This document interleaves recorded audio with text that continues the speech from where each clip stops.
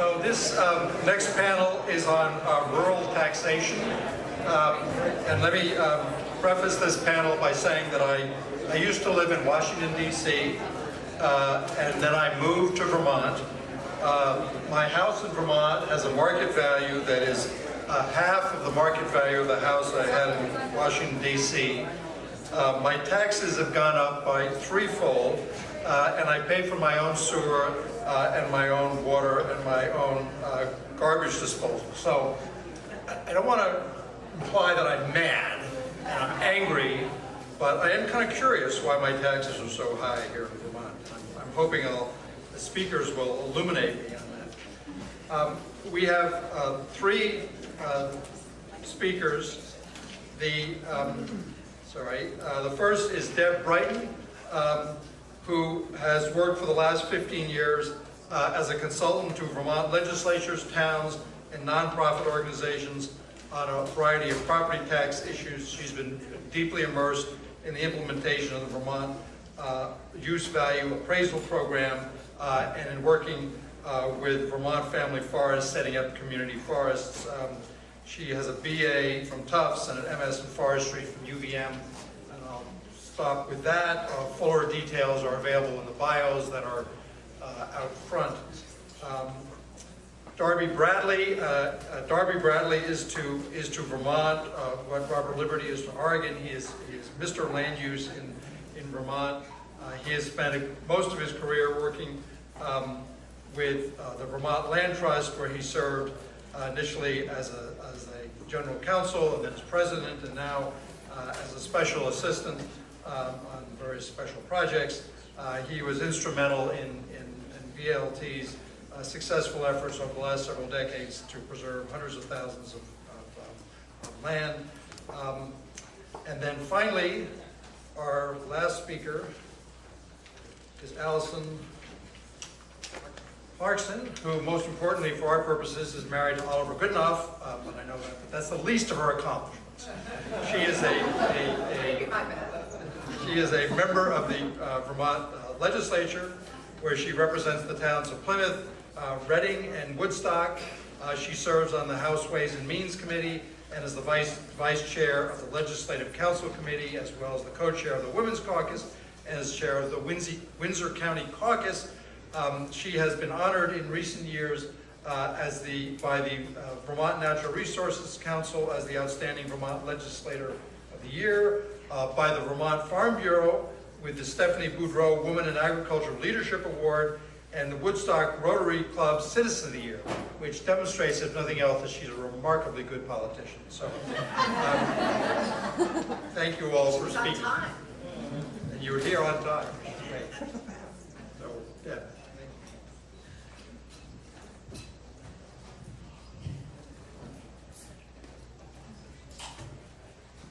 So my job here is to explain the mechanics of Vermont's Use Value Appraisal Program, sort of how it works, and thank you, tax shift that it creates.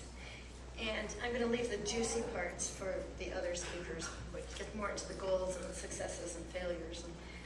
So how it started was prior to the 1970s or so, there wasn't much of a tax burden issue with farmland and forest land in the state. This is partly because farms were pretty much bought and sold as farms. Woodlots were pretty much bought and sold as woodlots, and they were assessed by local listers that way. But then as the real estate market heated up, land was being bought and sold for much higher prices. And the listers were forced by the state. At that point, the state got pretty serious about saying, you can't tax farmland the way you're doing it as a farm. You have to tax it at its market value. And so that had the effect in some cases of making the annual property tax on working land actually higher than the annual income from the land. So there was a strong feeling in the state that that was wrong and that we needed to do something to bring the tax down so that families who had owned and worked the land for generations could continue to do so. And in the process of doing that, we felt we would protect Vermont as we know it and give us a little more time to plan in the face of what was startlingly rapid development at the time. So keeping taxes reasonable on working land wasn't really seen as a tax shift as much as it was avoiding a tax shift that was recurring and that seemed to be pushing us in the wrong direction. So that was 1977 that we passed a law to allow working land in parcels greater than 25 acres to be taxed at its use value. And use value was defined as what the land would be worth if it were required to remain henceforth in agri-forest use. And then we had to figure out what that meant. But this is the way the use value was calculated, but I'm using current dollars. So basically what we did was we said, you're going to figure out the net income that comes from working land, and you're going to divide that by capitalization rate, and that will give you the use value. So in current dollars, forest land gives you an annual income of about $7, a little less. You divide by capitalization rate of 6.4%, and you come up with a value of $110. And for ag land, we're now using the rental value of an acre of ag land, dividing by a capitalization rate, which is higher because we include a component for risk in agriculture, and come out with a value of $376. And these are the calculations that went into this year's numbers, but to avoid it going up and down, we average over 5 years. And so this is what it does to land values. This is the typical acre of land enrolled in current use right now. It has a fair market value of $1,348, and it has a use value of $152. And so there are a couple of things I think are important to notice about that. One is that the use value is only 11% of what the land could sell for, of the fair market value. This means the tax is only 11% of what it would be without use value appraisal. That's a really big difference. It also means that land is being bought and sold for about 9 times more than can be justified by its income-producing potential. So this program didn't become a way to really drastically lower the taxes for people, speculators who are going to go out and make a profit the next day. We put a penalty called the land use change tax in the program so that if your land is ever developed, you would have to pay this penalty. I'm hoping other people will pick up on the penalty, so I'm not going to discuss it, but I just want to say that the penalty is often thought to stop development, but it really doesn't. When you want to get out of the program, you want to sell your land, you can sell it for development. And even the penalty lowers the amount that you would get from selling for development, but not drastically. And so neither the penalty nor the massive amount of money you're getting from managing your land as forest, for example, would stop you from taking advantage of that. So what the penalty really does is it serves as a deterrent to entry. And I think it means that people who are planning to cash in on their investment soon or subdivide or develop in the next 10 years wouldn't do so. They wouldn't enroll their land in the program. And that keeps enrollment down and therefore the cost down.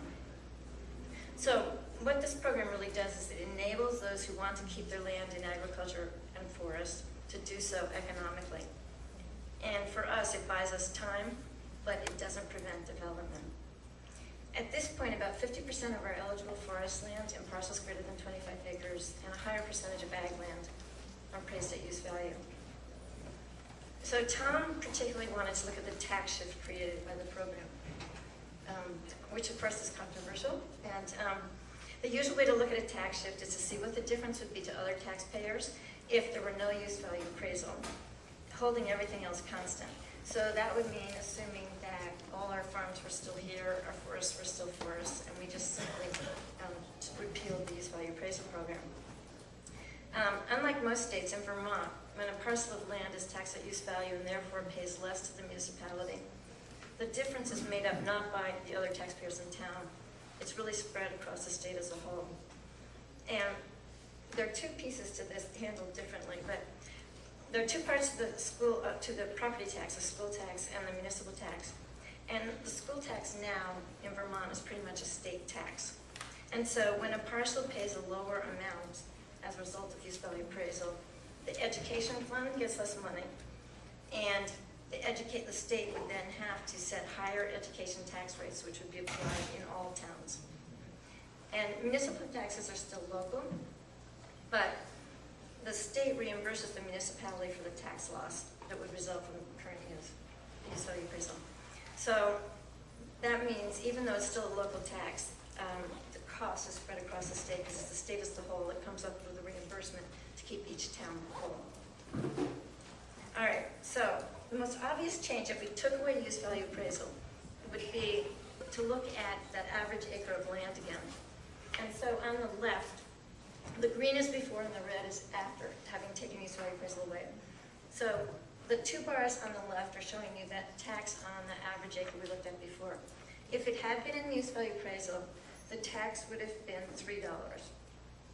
And if we took away use value appraisal, the tax would go up to $25, which is well above the income producing potential, the annual income that you get off that land.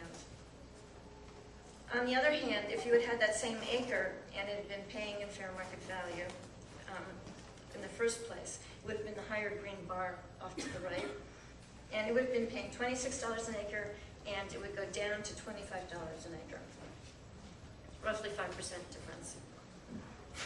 I think what irks people, though, the most about this tax shift question isn't really the money and that kind of land. I think it's the sense that we're lifting the tax burden off of wealthy people and we're putting it on to less wealthy people. And I can't really quantify this, but it seems clear that on average, people who own land appraised at use value are wealthier than taxpayers who don't. First, they own enough land to enroll. Second, since it's been more than 30 years since we've had this program, and most of the land has changed hands in that time, it's been bought by people who paid 9 times more than the use value for it. And so they were probably, well, they had the resources to do so. And the third thing is one that I can measure, and that is the average value of the house enrolled on land in the use value appraisal program is 40% higher on average than the average value of the house on unenrolled land. So we have reason to believe that the tax shift lowers property taxes on people who are wealthier and increases it on those who are less wealthy. But it's not quite that simple. This is the tax shift on houses, 2 houses. The first, I put down, the first one is a $200,000 house owned by someone with a $50,000 income. It could actually be any value house.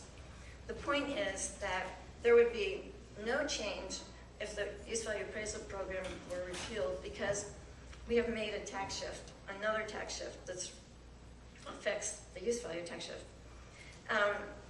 We have said we didn't feel that the value of your house was a very good measure of your ability to pay school taxes. So we allow households with incomes less than $90,000 to pay a percentage of their income for school taxes rather than paying the property tax on their house. So for the majority of homeowners in the state, there would be no difference in the tax they pay on their house if use value appraisal were repealed, because the majority of homeowners have household incomes less than $90,000. The other property, the 2 bars on the right are showing you another property, and it's $400,000 house, and it's owned by someone whose income is too high to be part of that first tax shift, so they pay on property. And they would see a property tax that would drop by 7% if use value appraisal were repealed. And this is a greater percentage drop than we saw on the first acre. And that's because we have yet another tax shift that's happened. And that is, we've said, we have separate methods of calculating school tax rates on residential property and on non-residential property. And we've said, in general, that the residential school tax rate should be lower than the non-residential. So when you put all these pieces together, the tax shift really is from use value appraisal property to other non-residential property and to the residential property of people with incomes greater than $90,000. And I think my point here is that we didn't think that the pure property tax was fair, and so we meddled with it in a lot of ways. We created a series of tax shifts over the years to try to bring it more in line with what was fair. And so maybe just instead of looking at the use value appraisal tax shift, we should consider sort of a bigger equity question and look at where we end up. Is the resulting tax burden fair, and does it reflect ability to pay? And that's what we've been trying to figure out for centuries. How do we find a way to measure taxes fair and it reflects the ability to pay? And so I'd like to just go back for a second to where we started to figure out how we got in this mess. But in the early years in Vermont, the grand list was named a grand list because it was a list of everything that anybody had that anybody owned. And the listers, we have listers instead of local assessors, and they're named listers because they didn't assess, they just oversaw the lists. And after people wrote down everything that they owned in what was called an individual list, it was compiled by the listers, who then assigned the value to it. But the values came from the state, and they were set by the state, not so much on what the thing would buy or would sell for, but it was really, they had sort of three categories. Things that were necessary for survival that had no tax. Things that were useful that had a minor tax, and things that were superfluous that had a major tax. So in the early years, going back to some of these old documents is really fun, but enough firewood to make it through the winter was exempt. Animals were useful, and they were assigned a value by type of animal and by age. And there were different values for different types of watches, but the gold ones were like in the top category. They were the superfluous, I think. And so the grand list kept getting grander. Things were added to the list as things were added to life. And quite early on, they added to the list, this is what they call faculties of people who reckoned with their wits instead of making a living from the land. These were lawyers. The listers, so I told you that the listers had all these assigned values, but in this case, listers were directed to list lawyers according to their faculty within a range that was set in statute. So in 1778, lawyers had to be listed at least the value of a 4-year-old ox. And in 1825, a lawyer at the top end of the range was listed at the value of 7.5 jackasses. I think your time is up. Darby told me I should pick on you. I'm not really telling you this to pick on lawyers, actually, but to illustrate that we've always grappled with this question of how to determine ability to pay and a fair tax. And I think that most people agree that our current property tax doesn't really get at the property that indicates wealth or ability to pay. It doesn't include things like investments, diamonds, yachts, patents, but instead it includes basic necessities like a house and the land that some people use to make a living. So without our shifts that we've already made, we probably would have turned those original principles on their head by putting such a heavy taxation on basic things like a house. Do we have it right now? Probably not. We have shifted off of working land and basic homes, but we haven't had the other indications of wealth to shift onto. So we're just shifting it back in the same system of only real estate and not other manifestations of wealth. So I'd like to go back for a second to the tax shift complaint that was mentioned earlier. And I think it is, why are we giving rich people a tax break through the use value appraisal program? And I think one response to this would be to make the use value include the value of other benefits of the land to people who are not driving their income from it. If you remember back to the calculation, that was purely net income from agriculture or from forestry capitalized. There was no part of that use value that included the value to a person of, say, privacy. It's totally reasonable and logical to do this, but it's really tricky to figure out when it's just working land and when it's more than that for people and who deserves which. But even if we could do that, I think the complaint raises a more serious issue, and that is who owns our land now and who will own the working land in the future if you have to pay 9 times its value as working land in order to buy it. It makes me wonder if the meek will really inherit the earth. I think that if we want real people to be able to buy and work land, then we have to deal with not just the taxes, but also the capital costs. We need to make sure that there is land that can be bought and sold as working land. And I think use value appraisal has served us well. It has been absolutely crucial to people making their living from the land, and it has helped us buy time. But I think that to ensure that working land will be available in perpetuity and affordable to those who plan to really work the land, we need to use companion tools and not expect the tax structure to solve that for us. Thanks.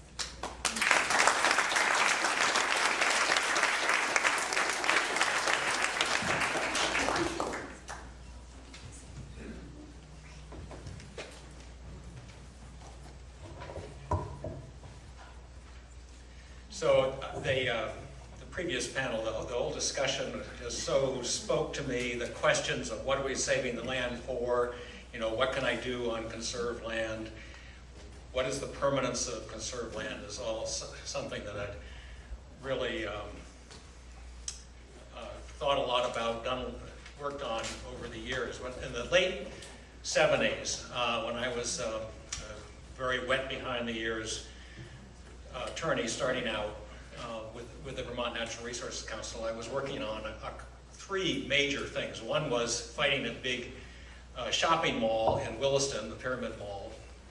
The next one was working with a regional planner named Rick Carbon, who was in the process of setting up the Ottaquechee Regional Land Trust, which he gradually evolved into the Vermont Land Trust. And the third was working with VNRC and a whole group of people at organizations that were called the Open Fair Tax and Equal Education Coalition on current use taxation. And so here at the end of my career, and I'm no longer a special assistant for the Vermont Land Trust since I retired 2 weeks ago, but I am still working on a couple of legislative issues, one relating to current use and one relating to amendments of conservation easements and setting up rules about when it is appropriate, what's the process, and who decides. And so it's very interesting to sort of see these issues come back. So tax policy, I mean, some people believe that taxes should be used only to raise revenues, but of course that has not been followed in this country for a long time. And we often use tax policies to achieve social goals. And in certain instances, it can be highly efficient. I mean, if you look at Vermont's anti-speculation tax, so-called the land gains tax, and compare it to Act 250, which is designed to, anti-speculation tax was designed to get at people who were buying a farm, subdividing it into 9 lots to avoid Act 250, and then reselling it very quickly. It was a company called the Patent Corporation that got its start in Vermont before it moved out to Maine, New Hampshire, Montana, and other places. And so we passed a tax, land gains tax, to knife in on that short-term profit, so much so that that the Patent Corporation left Vermont. And it takes half of one person to administer that program, versus Act 250, which is a more comprehensive state regulation of major developments and subdivisions, which has a whole bureaucracy of district environmental commissions and boards and courts and that sort of thing, and staff. So it's kind of interesting. The current use law really had two primary goals when it was adopted back in the late 70s. One, as Deb mentioned, was a fair tax on working lands. And she has given the historical context that towns had long been required to assess land at fair market value, but there was no penalty, and local justice was you assessed a farm as a farm and a woodlot as a woodlot. But then in the late 70s, the legislature added teeth and said, if you're not within at least 80%, we're going to take a bite out of your state aid education payment. And so the towns conformed and assessments went up. And current use was put in place to mitigate that. And the second goal was to encourage landowners to use their land productively because of both the economic and cultural values associated with productive use. Our law was based on a very successful law in New Hampshire. I was involved in the drafting of it, and we used New Hampshire as a model. But the legislature made one major change, which was, in New Hampshire, if I save $1,000 in my property taxes because I'm enrolled in current use, that $1,000 is spread to the other taxpayers in the community. And Vermont, thinking that the value of working lands goes beyond the town borders, this really is a state benefit. We should make the towns whole by reimbursing the towns for their lost taxes. So we set up municipal fund. And that made a lot of sense, but it also had some major implications that we didn't clearly understand at the time. So how have we done over the past 35 years towards achieving these goals? Well, in the fair tax, and Deb has spoken on this, the use value is set by a state board, the Current Use Advisory Board, and then it gets applied to the local listers, and it's set every year. And it included this land use change tax that was intended to discourage short-term enrollment of land. It was 10% of the fair market value of the developed land, same as New Hampshire's. And so if you were planning to build a house in the next 3 or 4 years, you tended to keep that land out. If you're thinking about you might build a house in 15 years, you might enroll the land. The break-even point was between 5 and 7 years. And the second thing was that if you did decide to develop your land, you would pay back some of that foregone taxes to the taxpayers. Now in New Hampshire, it's all administered locally. They have to absorb the cost of your enrollment, and so therefore the land use change tax goes back. So if I'm buying a house lot from Jane in New Hampshire, and of course I want the lien released before I buy the land, we go down to the local listers or assessors, and they tell us what the value of that lot is. It's based 10% of that value. In New Hampshire, because the state was making the towns whole, the land use change tax would go to the state rather than the town. So you'd call up the tax department and say, how much do I owe? And they say, I don't know. You got an appraisal, or you got we'll send somebody down in a month. And it created this enormous bottleneck. And to break the bottleneck, we went to a prorating system. So if Jane's 100 acres, or my 100 acres, and I was selling her 10, was worth $100,000, and I was selling her the house lot for $25,000, let's say. It'd be 10%, and then I'd pay a penalty on the 10%. In other words, $10,000, and the penalty might be $2,000, or it might be, if I'd held it long enough, $1,000. Of course, so the flaw in it was that the piece that I'm selling to Jane is not an average piece of land. It's much more valuable. It has the road frontage, it has the septic, it has the views, all of that sort of thing. So it's a huge windfall for me. And looking at the break-even point under this prorating system, it was, instead of being 5 to 7 years, was 1 to 2 years, and in some cases it was even less than 1 year. So all of a sudden people started to enroll land that they did not intend to devote to long-term forest and agricultural production. Sort of the poster child at the moment is 121 acres on Lake Bombazine in Castleton, subdivided into 9 lots, already subdivided, already permitted, ready to go, all enrolled in current use. None of those 9 lots will be eligible for current use. The land is all enrolled. The land, the total assessed value is like $377,000. The use value under current use is $12,000. And so the state, and the statewide education tax, and the town is losing a whole bunch of money. And this is contributing, and there are lots of examples of this around the state, that is contributing to a sense that current use is not designed to have a fair tax on working lands. It's being used as a tax shelter. And so the legislation that has currently passed the House and is in the Senate and is sort of bottled up in Senate Agriculture Committee, trying to yank it out and get it passed this year, would go back to the 10% of fair market value, but have it administered at the local level and then the proceeds shared both by the town and by the state to remove that bottleneck. But there's some other problems that are related to the fair tax idea. One is the leases to small agricultural parcels, to farmers, people on Lake Champlain leasing 2 or 3 acres to a farmer. And it turns out to be the 2 or 3 acres between the mansion and the lake and the view of the Adirondacks. In some cases, the property tax savings may be over 99%. And so this goes back to, so what is a fair tax? How do we calculate use values? Well, back in, Deb described it. It's the value of the property as if it were forever devoted to agricultural or forest use. It's conserved land value.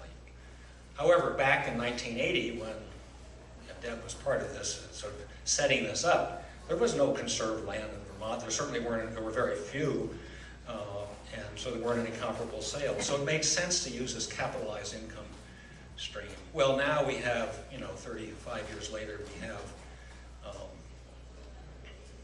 don't know, about 11 or 12% of the state has been conserved by land conservation organizations, and there's lots of comparable sales. Probably about 40% of the 1,800 parcels that we've had easements on have changed hands. They no longer. So you're beginning to collect data, but it's still complicated because it's the conserved value, the price that somebody would pay for conserved land in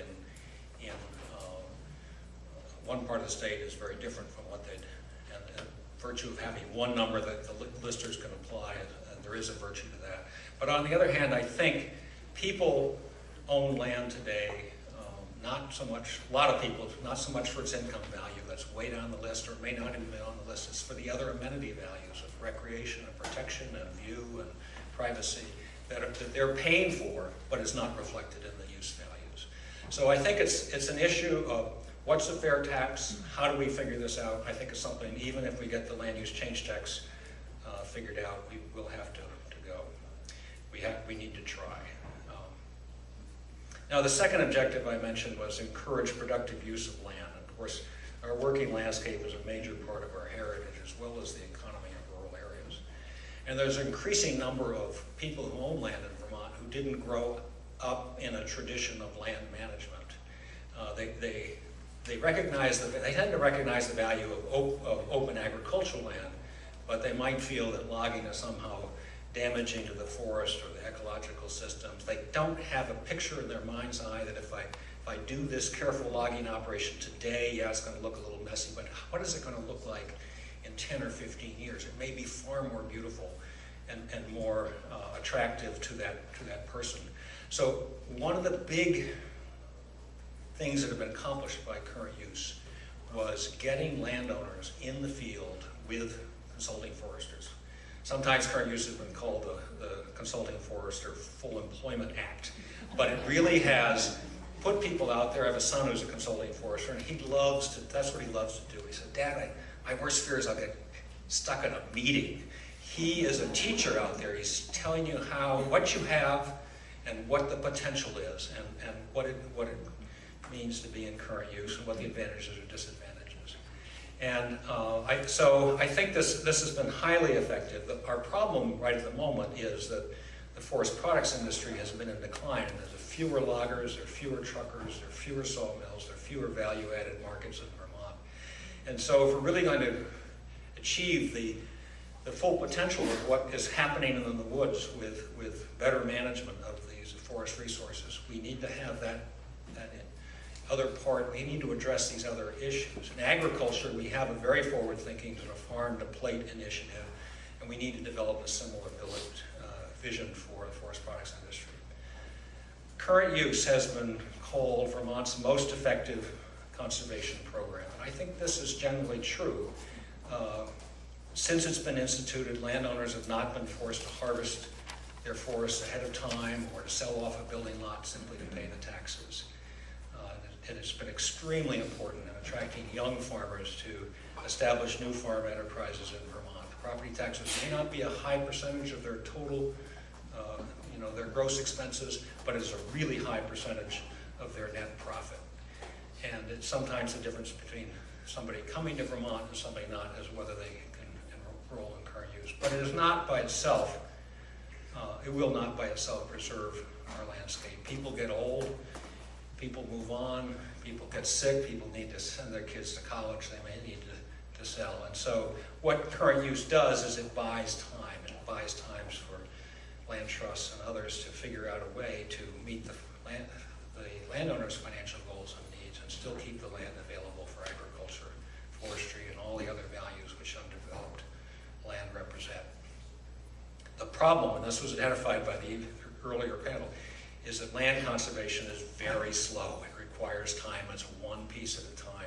But it's very particularized. It addresses those goals of that landowner, the financial goals and the conservation goals. And over 40 years, you know, you look at land conservation, as I say, we've together collectively helped conserve, because there have been a lot of actors in it, between 11 and 12% of the state of Vermont, and it's had a profound impact on the future of agriculture. We no longer hear, as I used to all the time, that agriculture is a dying industry. Why are we conserving this land? Today, it's a revitalizing industry, and there are other, and I think thank God we started land conservation when we did. And there's also other important resource values and assets. I mean, you just look at the champion lands in northeastern Vermont, and the importance of those lands to the people, snowmobilers, hunters, camp leaseholders, to people in that state. It's really, I never had realized until were involved in that project, how central that piece of land was to the character of that area. And similarly, a recent project that we're just in the process of completing in the Bolton, near the Bolton ski area, you know, over 1,000 people contributed to buying this piece of land that is people have such deep feelings about. And so the resonance of Jane's title of my roots are deeper than your pockets is so true, and especially in this state too. So, thank you very much.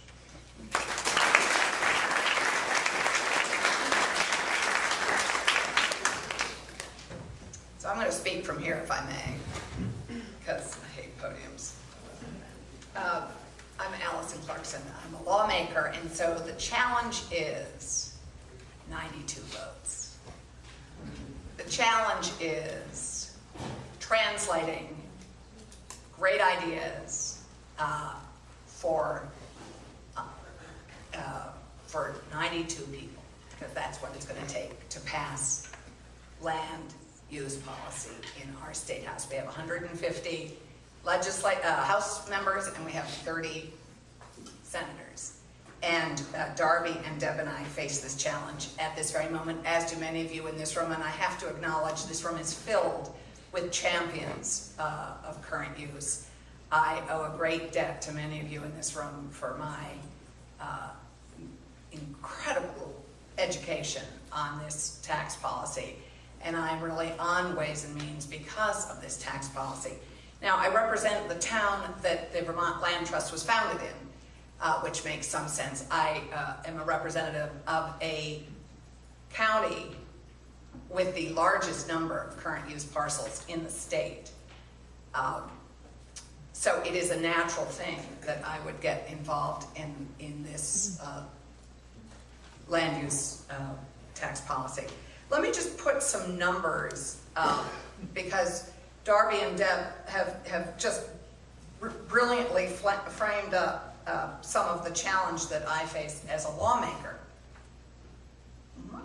It's good to see you. The 2/3 of Vermont's land is in about 2 million acres. A third of Vermont's land is in current use. I calculate that it's roughly $76 per person. So that is the cost of spreading, spread among the 626,000 Vermonters. That is roughly the cost each of us bears for the view sheds we treasure and the working lands enterprises we have grown accustomed to and rely on. But the job of translating the value of current use or of land use policy is our challenge as lawmakers, because these are great ideas, but until they become law, they're just great ideas. And so my job is to, and the job of all lawmakers who support this kind of work, is to make real and important to every legislator. So, I have some members of my committee that just look at current use as a $54 million cost. And they spend a lot of time trying to figure out how they can whittle that cost down. And why are we spending that money? And that most of them are from urban areas. My job is to turn it around and say, $54 million, that's nothing. This is a tax policy that has a $4 billion economic impact. This is a tax policy that enables, and it is exciting young people to come back to our state and do everything from ag, forestry, furniture. This represents loggers, sawmills, income tax, tourism. All these things are enabled by this land use policy, but it is our job to make that economic story real for every legislator so that they can get excited about supporting it. And so far, they've been pretty excited about supporting changes in current use. I had the pleasure of chairing the 2007 Current Use Task Force. It seems ages ago, doesn't it? One thing I hadn't quite taken on board when I was first elected was that being a lawmaker required something I really don't have much of, which is patience. We've been working on this particular piece of legislation that Darby and Deb have referred to for 4 years, and we have yet to get it through both bodies. Well, we've gotten it through both bodies, but we've yet to enact it for one reason or another, which I'll get to in a bit. So in 2007, we had a task force to really address some of the ways to improve and strengthen this land use tax program that we all is so critically important to the working lands and the viability of the working lands in this state. We are still working. We each biennium nibble away at improving, passing pieces that improve and strengthen this program. Whether it is the electronic administration of the program, which we passed 4 years ago, we passed the ability to raise additional money and dedicate it to the electronic administration. Michael Brands is here, who's our zoning and planning whiz from Woodstock, and we have 4 key bodies that oversee this land use policy. Tax Department, Towns, Agriculture, and Forest Park and Rec. None of them can speak to each other on the same electronic page. They cannot share maps. They cannot share a lot of basic information. We at least now have a funding stream in place to enable this administration of this program. It sounds sort of basic, and it is sort of basic, and we at least now have that. But at the moment, we are working. So I'll just go back to the biggest challenge is getting agreement in the state and among lawmakers about what's worth their time and what's worth their energy. And even when on its face it has great value, until that value is translated for each and every one of them into something that makes sense for their district, they may not be with you. And we juggle all the time costs and tax expenditures. We tend to view current use as our tax expenditure. Now you hear us talk about our budget, and that's a $5.2 billion budget for the state of Vermont. But current use is embedded in our tax expenditure budget, which is about $1.3 billion, about the same size as our education fund. And in that, as I've said, it represents about this last year, $54 million tax expenditure, which is taxes we forego. We choose not to collect them. And it's really, we refer to it as a tax expenditure. And the piece that we're, there are lots of trade-offs that we're working on all the time, as you know, in the political process, where to make any political process, to make any progress, you have to do a lot of consensus building and a lot of trading off. And So at the moment, we're with our current use bill, which its primary objective is to put the teeth back into the penalty, which was taken out, as Darby referred to earlier. The trade-offs are, some people feel very emotional that this shouldn't have any penalties, and they have a traditional notion of how current use should be used versus any notion that this program ought to have some kind of financial balance. They don't really care about that. They're really invested in it being able to be passed on easily to families and keep farms and families, and they don't really care about the financial balance in the program, which for those of us who know we have to get it through all the money committees, that's a key piece of what we have to accomplish. The bill that we are working on at the moment, because I made notes on other things I wanted to just briefly address in Deb and Darby's wonderful remarks. I go to every home of every voter in my district. That's 1,847 homes this last election year. Current use is raised all the time as an issue for people. And it isn't just that wealthy people are owning a lot of their land that they see. They see the abuses. The listers see the abuses. It is that they also don't have access to this land. They feel, if I'm helping pay for this tax program, I ought to be able to hunt and fish and walk on this land.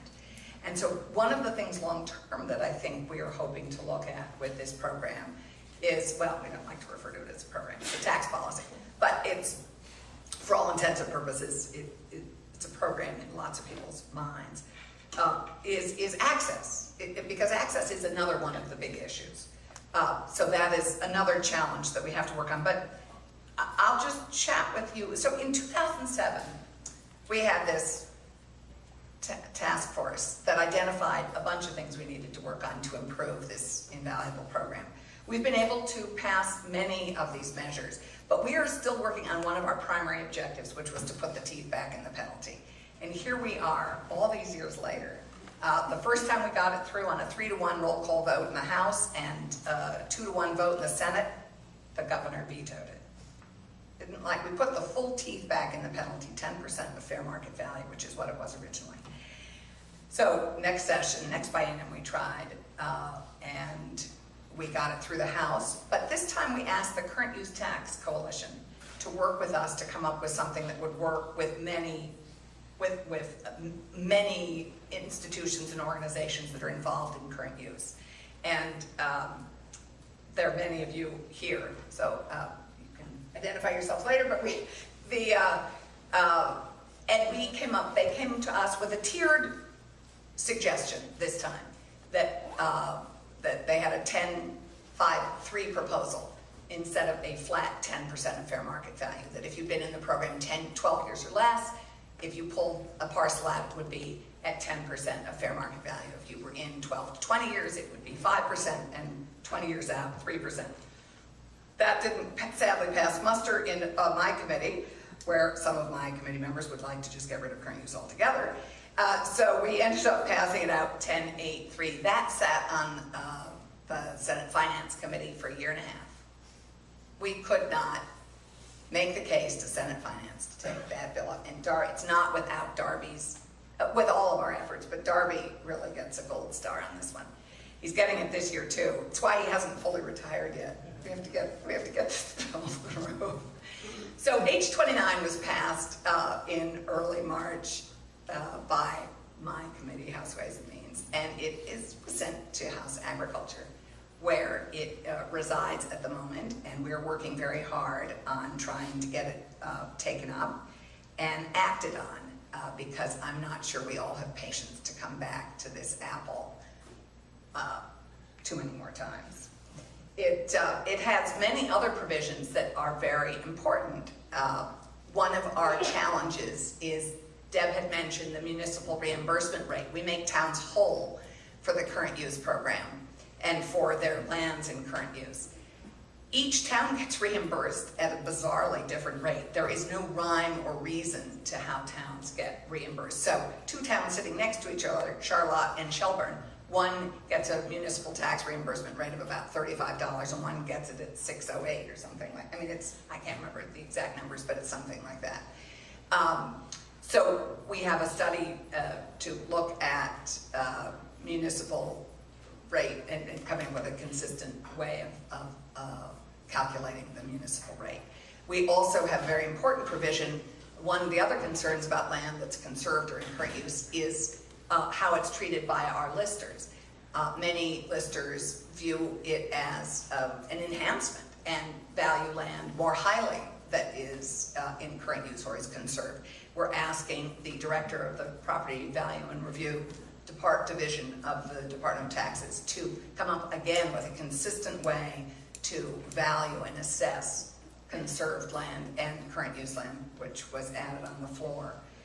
And we also have a provision to get rid of the wastewater repeal of a very bad amendment that was made in the Senate a couple of years ago. So we've really narrowed our bill down. There's still many things to work on with current use to improve and strengthen it and to improve its public image. I think one of the things that really doesn't have a dollar value is educating the public about the import of this fabulous tax policy. I wish, Darby knows this, I wish we had a map of 89 so that every view shed that gives you pleasure and fills your heart with joy, if you knew that was in current use, wouldn't you feel better about this program? So I would love to come up, and if anybody's here can work on me with it, I'd love to come up with a map of the state to identify the land that's in current use. Again, we don't yet have this electronic ability to do all this, but I bet we can do some of it. We need to publicly educate Vermonters about what they get from this incredible land use tax policy, and how each and every one of us benefits from it, and how important it is to Vermont as Vermont. So I guess I can end there and we can take questions. Thank you.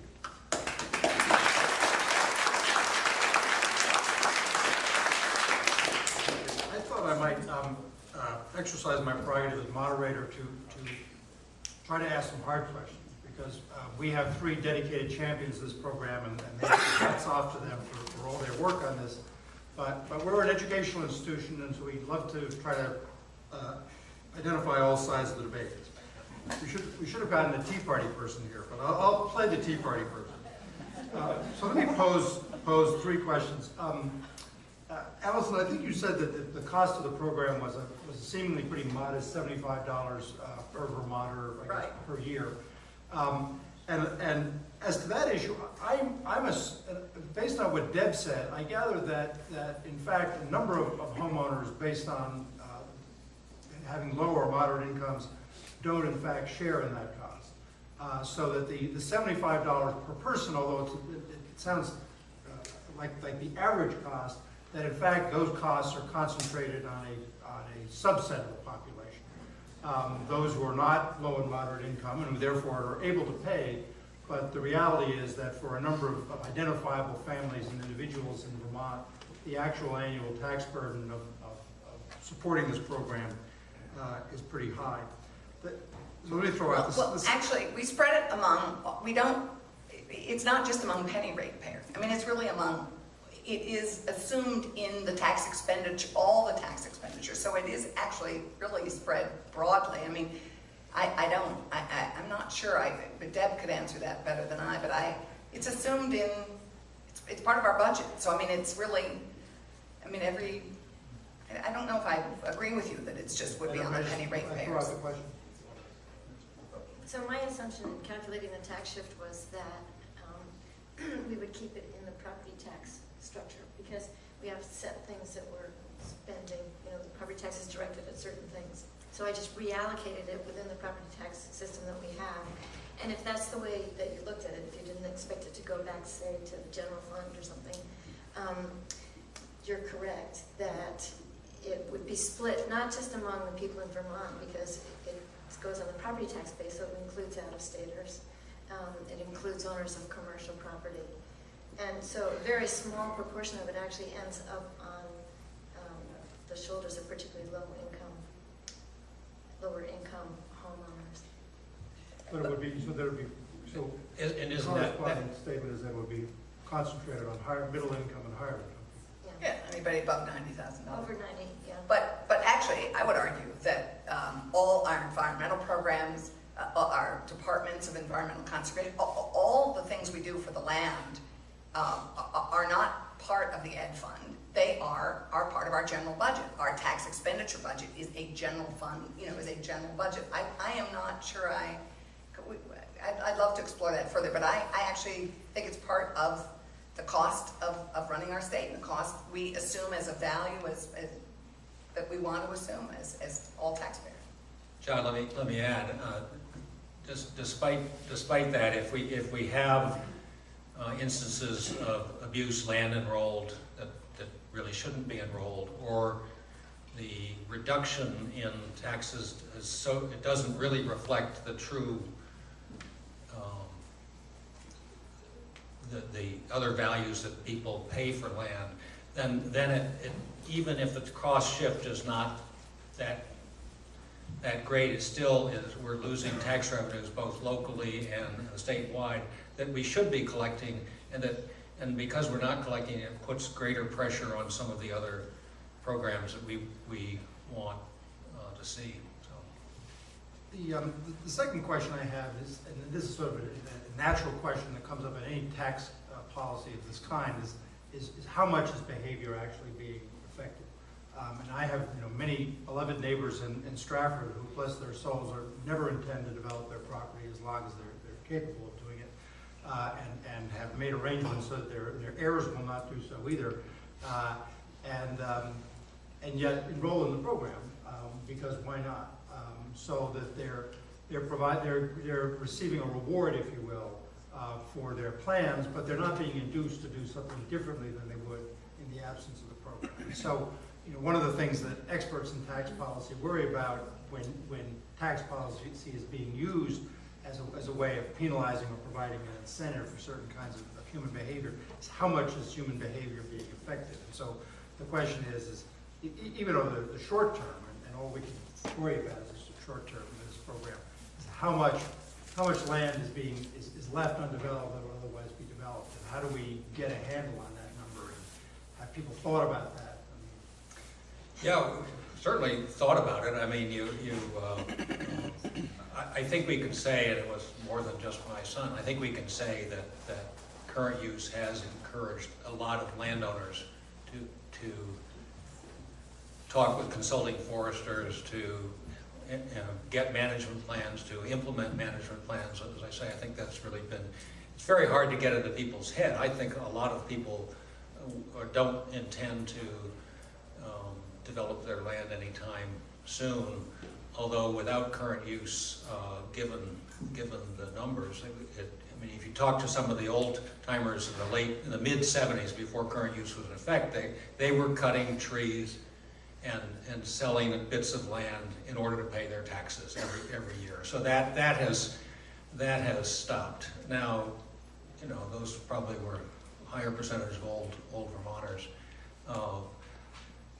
And I think that's one of the theories about saying, okay, we don't have to give a 99% reduction in taxes. People would be happy with 80%, which was sort of the average at the beginning of the program. They would still be enrolled, and we'd collect more taxes. I think that's probably true. I think most people, even if they got an 80% benefit rather than 99% benefit, would still be enrolled. But it's a little hard to predict what people will say. And again, at the end, it does give us time. And at the end of those ownership periods, when the next generation may be taking over or they're selling, there's an opportunity for a conversation about land conservation or something like that. But I think with Jamie Fidel in the room and Brian, I can't help but say that one of our biggest behavior-driven pieces is the parcelization of Vermont.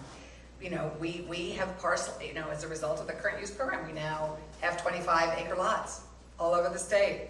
30-acre lots. I mean, so behavior has driven that parcelization piece. But I would like to also remind us that developed land, this is a Darby argument. So I'm a good learner. I learn at the feet of Darby.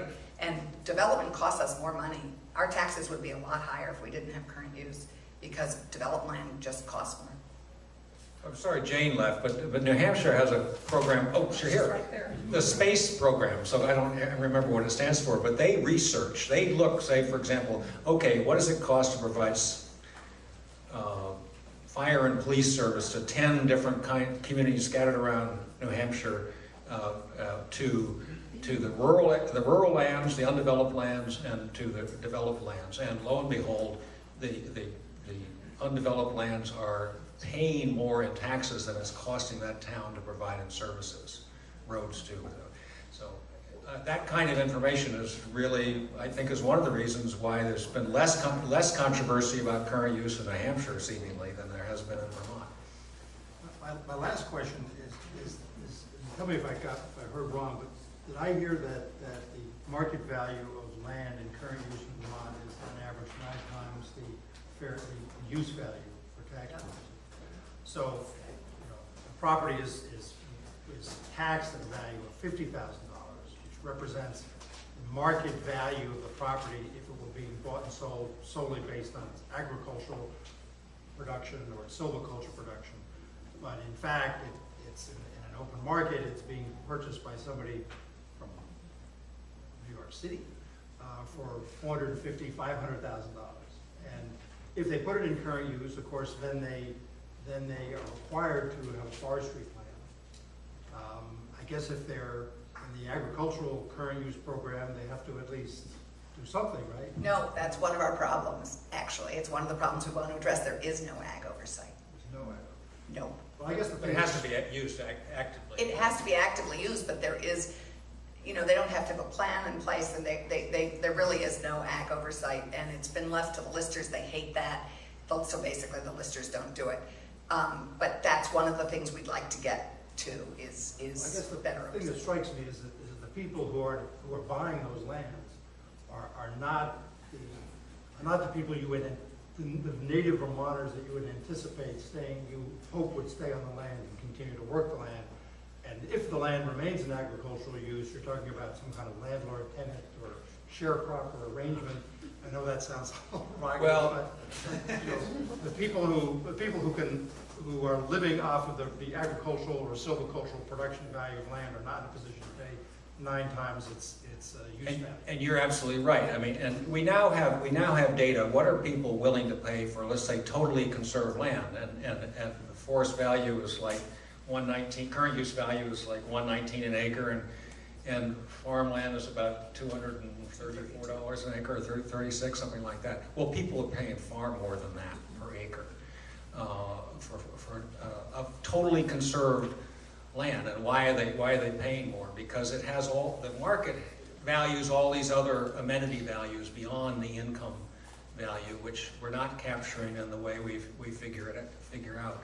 The issue of land of let's say a farmer wanting to buy a conserved farm, and a retired stockbroker or lawyer from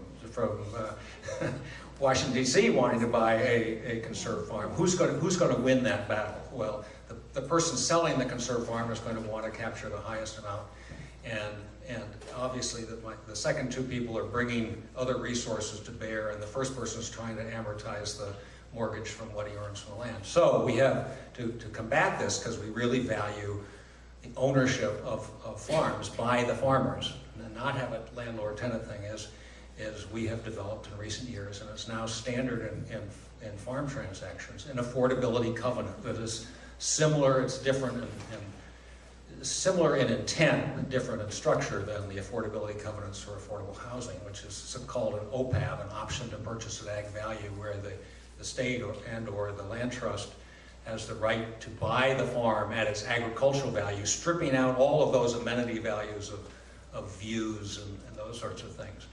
And it's still relatively new. We won't really know how it works until a generation of people have purchased and then resold.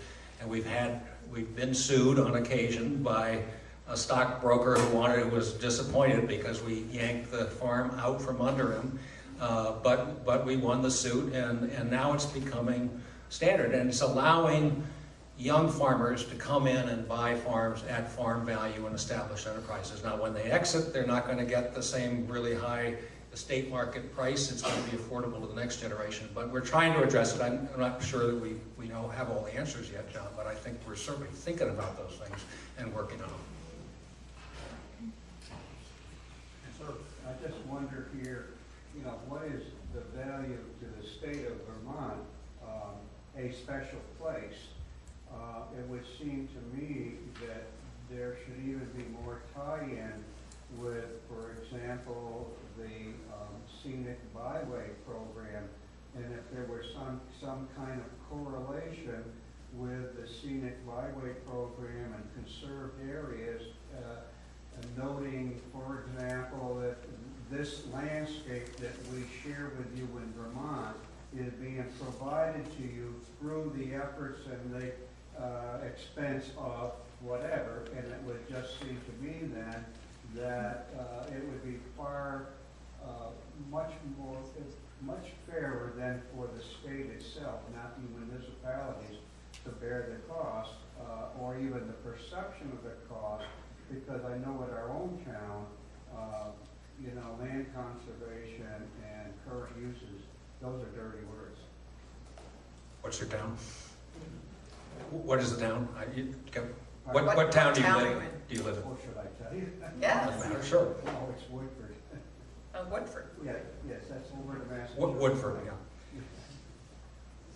Well, I think it's been a long, slow process of education, and I know there are some legislators who have voted against the appropriations to the Housing Conservation Board for years, who have recently conserved their farms, and in the end, they love their land as much as the next person, and they would like to see it as a farm, and they want the right to do what they want with their land, but they're willing to consider conservation, and if we buy the development rights and that allows the next generation of people to come on the land, that's a win-win for society and for the retiring farmer and the incoming farmer. Yeah, because I own 200 acres, and I'm at that point where I don't need 200 acres. I can't really afford to keep the 200 acres, but yet I can't afford to sell them because it's going to change the entire atmosphere that I want and have worked hard for over 50 years. We should talk. Have lunch. James? Can you hear me now? Is this on? Yeah. Yes, now it is. I'm a retired dairy farmer. I have a 900-acre farm in Leicester, and I'm a beneficiary of both current use, and we've also conserved half the farm. And yet I have an extremely jaundiced view of what the final results or the long-range results of these programs is, both upon farmers and upon the rest of the 600,000 people who are in Vermont.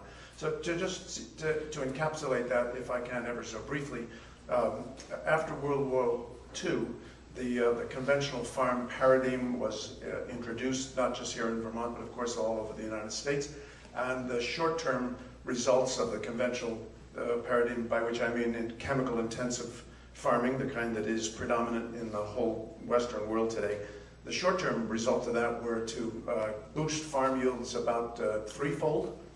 And the next result was that farm income fell threefold. And so about that time, Vermont starts looking at its farmland, and they also start looking at who it is who wants to take the new interstate up to Vermont, and so they quick pass land use regulations, and that is followed by current use and Act 250 and Vermont Housing and Conservation Board and so on and so forth. And so the long-term consequences of the conventional farm paradigm are that we have, instead of 11,000 farms in Vermont, which we had after World War II, we now have 900 dairy farms. They are making approximately, or gross sales, 450, let's say $500 million a year. They would be making, if that were a threefold difference, they would be making $1.5 billion. So earlier in the previous panel, I mentioned that the Vermont consumer has seen the cost of their food drop by 2/3, and therefore we're buying food. 95% of the food that is bought in Vermont is bought from out of state, and the same is true in Iowa, believe it or not, which is a farm state.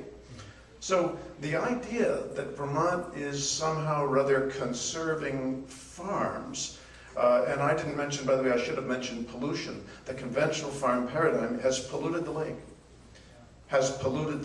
and decimated our farms. So we have programs in place which do not require people who enter those programs, current use, and the Vermont Land Trust, the Vermont Housing Conservation Board, have no stipulation of what farming practices are required on conserved land. Is there a question mark in this? Yeah. Yes. What are we conserving farms for? There's no money in it. There's no money in it. And we don't support it with our food dollars. That's my question. Actually, I think, I don't have the statistic on the tip of my tongue, but Jim may, somebody else may. The Vermonters support local food purchase to a higher degree than any other state in the country. So, I mean, are we the third highest? 3%. Yeah, but we're getting there.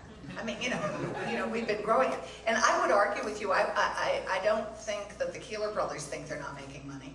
I think there are a bunch of ag people making money.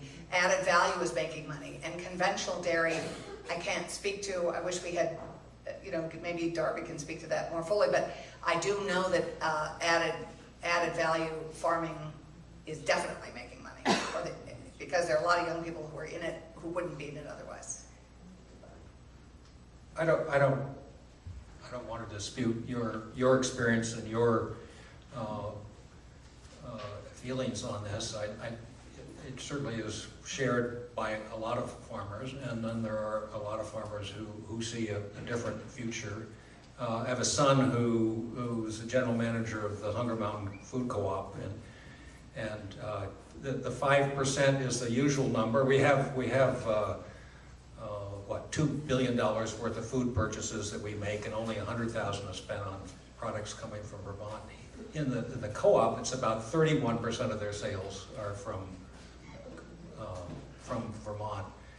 So there's a real opportunity, and the whole food farm to plate, the school to plate programs, I think it'll take time, and I think we're going to go through some changes in agriculture, and it's not going to work for everybody, but I think at some point in the future, because the resource is there, and because food land, as Mr. Liberty pointed out, may become more valuable in the future, that there may be a future there, but it may be still very hard for the current generation for a while, and I know even for the young people coming in, it's not an easy road.